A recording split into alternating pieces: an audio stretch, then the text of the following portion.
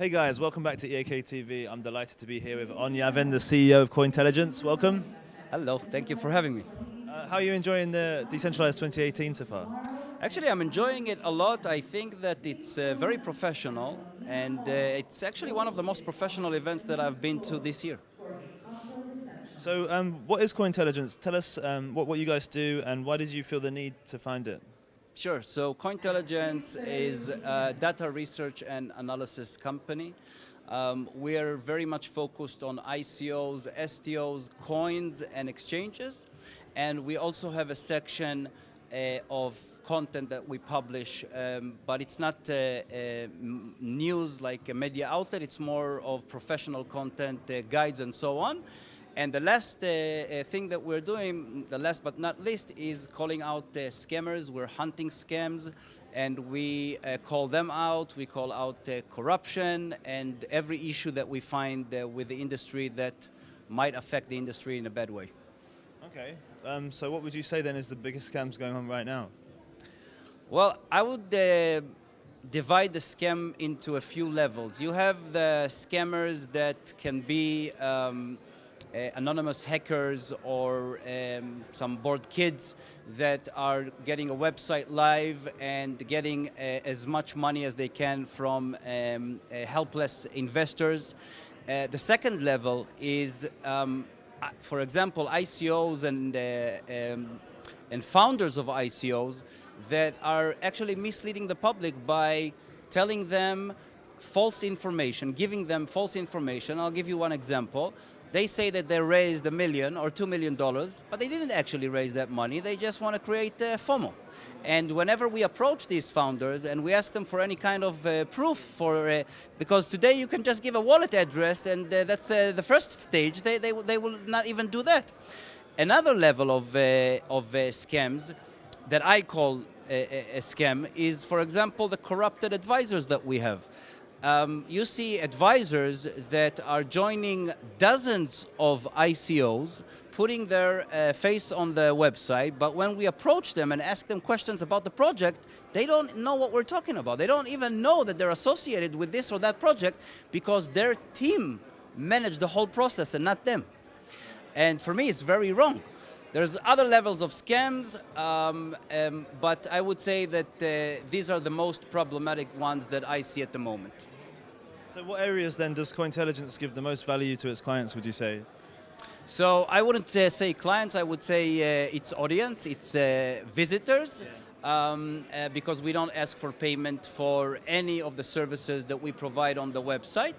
I would say that our rating system for ICOs and STOs has the biggest value for the website's visitors today for a few reasons. One is that we are the only one in the industry that are not willing to receive bribes. We do not accept payments for ratings. Actually, we do not charge money for listing, and we will never take money for ratings. We think that it's very wrong.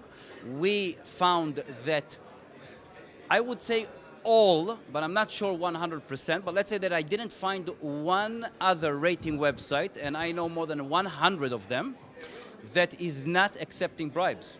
Whenever you approach these websites and you want to get a rating, they will ask you for money. Some of them, I'll give you an example of the worst one, in my opinion. The worst one would be ICO Bench. ICO Bench not only gives false rating for money, they also, some of their advisors, the advisors that are registered as top experts, they actually ask you for money, and if you don't pay, they are telling you that they will lower the score. They will make the rating lower than what it is right now. That's disgusting, in my opinion. I mean, completely disgusting. And it's misleading the public. It's misleading investors that are not very knowledgeable. They see a high rating for a project. They think, yeah, that's a good project. Maybe we'll invest in it. And it's very wrong, in my opinion. So that's the first part that is very valuable on Cointelligence. And also, I think that the professional guides that we publish can benefit our readers a lot. And we try to educate beginners and also advanced players in the industry, both. Yeah, so from what I understand, Cointelligence, like advisors, or should we say researchers, are completely anonymous, right? So there's no way that anyone could potentially, ask for a higher score, for example. Correct. There is no chance that that would happen for a few reasons. One is the raters are completely anonymous. Nobody knows who they are. Second, they cannot choose the companies that they rate. The head of research decides what rater will rate and so on. And the last reason is because we have 3 levels of quality checkups, quality control. The first one is the rater, which is anonymous. The second is the supervisor that actually checks the rating, and the rating has to fit the mechanism that we developed for the rating. Obviously, it changes from one company to another, and you need to make minor changes, but the basic is the same basic for the rating system. By the way, we published our rating system on a blog post. I published it, so the public will be able to know at least 85% of the rating system. Obviously, we don't publish our secret sauce, but 85% of it. And the third part of the quality control is after the supervisor checked the rater, the head of research checks the supervisor to make sure that nothing went wrong and it's 100% accurate. Okay, so let's say I'm a client and I want to get my token, or sorry, not my token, my ICO listed on Cointelligence, and I get like a 3 out of 10 or 3 out of 5, I'm not sure how you guys do it. Would you work with me to help me get up the score legitimately? Would you tell me why, and then I can resubmit, obviously, with the right documents that you guys need, or is it just like that's it, you get 3 out of 5 and you can't change it? That's a great question. We are most certainly willing to help any company out there. If we are being approached by one of the founders or one of the team members asking us to explain why they got a lower rating, which, by the way, we divide the rating into different categories so the team will be able to know why the score is as it is. But if they want to get a more in-depth explanation, we are doing it for free. We will send it to them and explain to them. And definitely, if they change their ways, if they improve themselves after a month, after 2 months, we will definitely give them a higher score if they are entitled to it. But, and that's a big but, we will never change the rating for any reason, no matter what. Beside that, if people will suggest money, if people will say, okay, I want to buy advertisement on your website, but I can't buy advertisement. Some of them are trying to be smart asses. Okay, but I want to buy a premium listing, which is completely fine to, in my opinion, to buy a premium listing, but I can't buy a premium listing because you gave me a free. So our answer is always, we're sorry, we're not going to do that. If you want to buy advertisement on the website, feel free to do it. If not, that's completely fine. It will not change the rating. The only way to change the rating is to actually improve. So, from your experience, what is the most important things that you guys look at when you're analyzing an ICO in terms of like getting a high score? So the first most important thing, we're checking integrity. We are checking that what the team is telling the public is actually correct, true, and connected to reality. Because sometimes some of them are promising to land blockchain on the moon, or all kinds of made-up nonsense. But we check, for example, for integrity, that all the information on the white paper is correct. And we developed a few techniques to make sure that the information is correct, and obviously it's being checked. Sometimes it can be checked by a few people. For example, if the rater is not experienced for a specific industry, he will have to get advice. And not only from one other team member at the company, he needs to get advice from at least 2 different people to see that it's definitely the right way to analyze it. We also check for example, the team themselves. We check that the core team, the co-founders, actually have the relevant experience for what they're trying to do. Because if they want to do an ICO, for example, in the insurance industry, they have to have a connection to the insurance industry. It's not enough for us if they got an advisor, one advisor, which sometimes doesn't really do anything, from the insurance industry and say, yeah, we can conquer the industry, this industry. It doesn't work that way.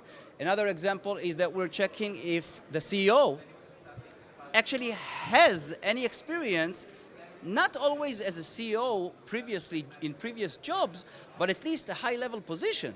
You can't learn how to manage a business overnight. You need to have experience for that. And there's many other things that we're checking. I'll give you one more example. We're also checking the marketing efforts of the company. We are checking how they operate their social media platforms, if they are available. Everybody in the industry knows that if you're doing an ICO or an STO, you must have a Telegram group. You must give your potential investors the option, the ability to interact with you. If you do not do it, and you don't have to do it these days on a 24-hour level like it used to be a year ago or something like that. Everyone was panicking 24 hours for Asia, for the US, for Europe. But today, normal working hours, you need to respond to your potential investors. So we check all of that and much, much more. Okay, so I mean, I really admire what you guys are doing. And I guess you've probably made some enemies in that respect. Like, what's like the worst thing that's like come your way? Well, I'm getting approximately every few weeks a legal threat, and approximately every 2 months a death threat. So yes, to your question, we've made some enemies, I would say. To give you a few examples, the funniest one was this co-founder that approached us and started threatening us to use the GDPR law because we published about his company, but it was all nonsense because all the information that we published was already public. We didn't actually publish nothing that was not public, and I told him that I would be happy, even if he has a case, I would be happy to go to court with him because nothing will make me remove a listing unless there is a really, really good reason for that. For example, the founders decided to cancel the ICO and not do it. But that's a good reason. I would not remove a listing because he doesn't feel like, and after that we found out why he got so upset, because he got a 5.6 score, while he got a 9 out of 10 or 4.5 out of 5 on the other rating websites, and that pissed him off because they were sure that we're also one of these rating websites that will give him more. Another, I would say, other threats are legal threats that are saying that if you don't remove this, then I'll sue you for a couple of millions, and so on and so on. And the most, I would say, the most unique one was a death threat that someone that claimed to be from a very shady business said that if I won't remove his listing and his rating, then he will come and find me. Okay. Well, that says a lot, doesn't it, about these people? I imagine then that you guys, maybe that's him. Let's hope not. I imagine then that you guys must have like a blacklist of some kind of these Yes. people. Do you not think that it's like valuable information to share that? Do you guys share that with Definitely. everyone? First of all, if you go on Cointelligence and you go to the ICO and STO list and you write scam, you will find a list of all the scams that we found and called out. And actually, a second phase that I'm planning in a few months is to have a unique page on Cointelligence with a list. Like when you have the top chart of songs, then we're going to have a top chart of the biggest corrupted advisors, or and by the way, we didn't talk about the advisors. Don't even get me started there. And all kinds of scammers and all kinds of scam enablers, which is a lot from our industry, unfortunately. And what do you think the general sentiment's been when you've spoken to people about Cointelligence? Obviously, the people that are not scammers, like do you think, like, I mean, other media partners should, in my opinion, publish this with you and join, an alliance in this case to stamp it out? Have you seen any of that? Or? Yes, definitely. We get a lot of support from industry leaders. We get a lot of support and a lot of appreciation from many people in the crypto and blockchain industry.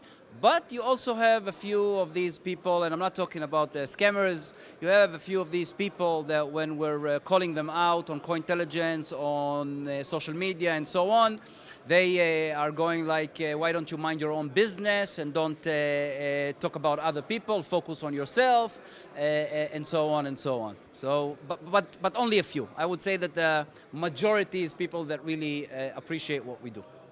So what does the future hold for Cointelligence? What do you guys have planned in your pipeline the next year or so?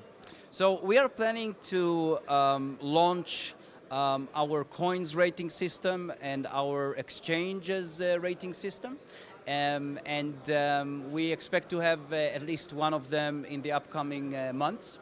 The second one will probably be quarter 2 or quarter 3 of 2019. We are hoping to get as much audience as possible. We are hoping to get the crypto to the masses. Actually, it's a very cliche in the industry now, but actually we've been saying it from day one. Yeah. I mean, exchanges listing rating sounds interesting. I'm not sure if I've come across that before. Is that something new, the exchange listings rating? We didn't see someone else doing the rating for exchanges, and we think it's very important for the industry because it's a lot about the security of the exchange, a lot about the legal entities behind the exchanges, because it's completely different if it's in a serious country or in a very shady place. Everything that has to do with the customer service, which we find is very important. Everything that has to do with the usability of the exchange and to make it actually easy to use and more. We would like to add that to our exchange listing on Cointelligence. Obviously we have many other plans, but we need to remember that we are a small team and we are self-funded, and the sky is the limit, but we have to take it one step at a time. I completely understand with you on that one. All right, well, listen, thanks for your time today. That was On Yavin. This is EAK TV. Make sure you subscribe below. Thanks for your time.